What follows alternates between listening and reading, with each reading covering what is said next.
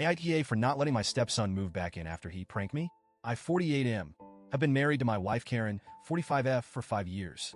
She has a son, Dylan, 22M, from a previous relationship. When Karen and I first got together, one of my biggest concerns was how my relationship with Dylan would play out. At the time, he was 17 and in high school, and let's just say he wasn't thrilled about his mom remarrying. It wasn't easy in the beginning. Dylan wasn't outright rude or mean, but he was distant. He'd roll his eyes when I tried to bond with him, would respond in one-word answers if I asked about his day, and would always find an excuse to leave the room when it was just the two of us. I understood. His dad wasn't in the picture much, and he probably felt like I was trying to replace him. But over time, I thought we'd made progress. I helped pay for his college tuition because I wanted him to succeed. Karen and I even went without vacations for a couple of years so we could save up enough to support him through school. I never made a big deal about it because, to me, that's what family does. When Dylan graduated this past spring, Karen and I were proud of him. He didn't have a job lined up yet, but that's pretty common for new grads these days. Karen and I agreed that he could move back in with us while he job hunted. We figured it'd be a few months tops. At first, things were fine. Dylan was mostly respectful. He kept to himself, but would join us for dinner sometimes. I didn't mind having him around, though I'll admit I was looking forward to getting the house back to ourselves eventually. Then about a month in, Dylan started hanging out with this new group of friends. I don't know much about them except for what he's told us, but apparently they're into pranks. Harmless fun, right? Or so I thought.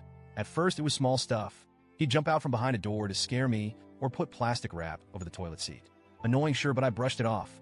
I even laughed once or twice because I figured he was just trying to have fun. But then the pranks started escalating. One night, he replaced the milk in the fridge with some weird green liquid that looked like sludge. I didn't realize until I'd poured it into my coffee. When I confronted him, he burst out laughing and said, "Relax, it's food coloring. It's funny." Another time, he filled the hallway with dozens of balloons. It took me over an hour to clean it up just so I could walk to my office.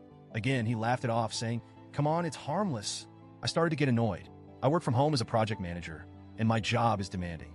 I have deadlines, meetings, and clients who expect me to deliver top-quality work. I told Dylan that while I appreciated his sense of humor, I needed him to be more mindful of my space and time. He said he understood, but I could tell he wasn't taking me seriously. Then came the prank. 2 weeks ago, Karen went out of town to visit her sister for a long weekend. It was just me and Dylan at home. I had a massive presentation scheduled for Monday morning, a project I'd been working on for weeks. It was one of those make-or-break moments for my career, and I was determined to nail it. Monday morning, I woke up early, had my coffee, and went to my home office to do some final prep. But when I opened the door, I stopped dead in my tracks. Everything, and I mean everything, in my office was wrapped in duct tape. My computer, monitor, keyboard, mouse, files, pens, even my chair. Layers upon layers of duct tape. I just stood there, staring, trying to process what I was seeing. And then I heard it, Dylan laughing behind me. I turned around, and there he was, phone in hand, recording the whole thing. "Gotcha! What do you think?" he said, grinning like he just pulled off the prank of the century. I couldn't even speak. I was so angry I could feel my blood boiling. I didn't have time for this. I had less than an hour before my presentation, and now I couldn't even access my computer or my files. I snapped. "What the hell, Dylan? Do you have any idea what you've done?" He just shrugged. "Come on, it's funny. Chill out." "Funny?" I shouted. "You've ruined my presentation. I can't even get to my files because of this stupid stunt." He rolled his eyes. "It's just a joke, dude. You're overreacting." I lost it. I told him that this wasn't a joke. It was disrespectful, immature, and completely out of line. I spent the next 20 minutes frantically trying to cut through the tape. Some of my files were ruined, and I barely managed to pull together enough to scrape through the presentation. After the meeting, which didn't go well, by the way, I confronted Dylan again. I told him how much stress he'd caused me and how disrespected I felt. He just shrugged and said, "It's not that deep. You need to lighten up." When Karen came back that evening, I told her everything. I expected her to back me up, but instead, she said, "He's just a kid, honey. He made a dumb mistake. You don't need to blow this out of proportion." I couldn't believe what I was hearing. Karen, he's 22. He's not a kid. He's an adult who should know better. And this wasn't just a dumb mistake. It was deliberate and thoughtless. We argued for hours.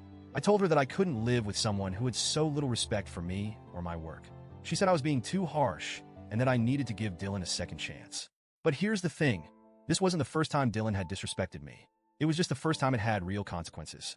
I felt like if I let this slide, I'd be telling him that it's okay to treat me like a joke. So I told Dylan he needed to move out. I didn't care where he went. He could stay with his friends or get his own place. But I wasn't going to let him live under my roof anymore. He packed his things and left the next day. He sent me a text a few days later, apologizing, but it felt half-hearted. Like he was only saying sorry because Karen told him to. I replied, I appreciate the apology, but I still think it's best for you to stay somewhere else. Now, Karen is furious with me. She says I'm overreacting, that I'm putting my pride above family, and that I'm driving a wedge between her and her son.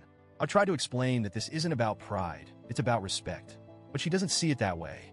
I'm starting to wonder if I'm the problem here. Am I being too harsh? Should I let Dylan move back in? Or was I right to draw a line in the sand?